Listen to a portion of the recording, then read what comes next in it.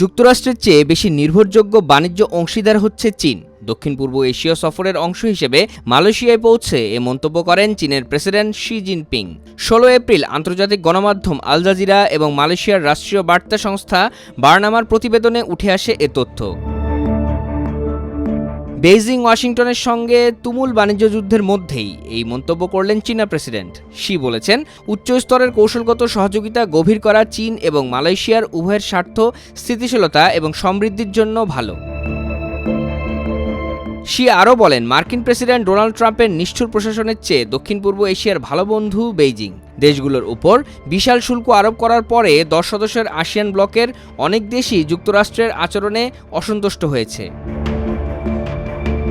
এ বিষয়ে সাবেক রাষ্ট্রদূত এবং মালয়েশিয়ার আইন বিষয়ক মন্ত্রী মোহাম্মদ নাজরি আব্দুল আজিজ আল জাজিরাকে বলেন, প্রধানমন্ত্রী আনোয়ারের অধীনে মালয়েশিয়া চীনের খুব কাছাকাছি এসেছে।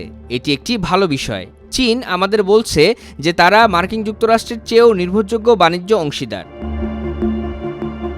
চীনের সঙ্গে বাণিজ্য ও কূটনৈতিক সম্পর্ক আরও দৃঢ় হচ্ছে এবং উভয় দেশই লাভবান হচ্ছে। পাশাপাশি মালয়েশিয়া চীনের দিকে মনোযোগী হচ্ছে বলে জানিয়েছেন সাবেক এ রাষ্ট্রদূত।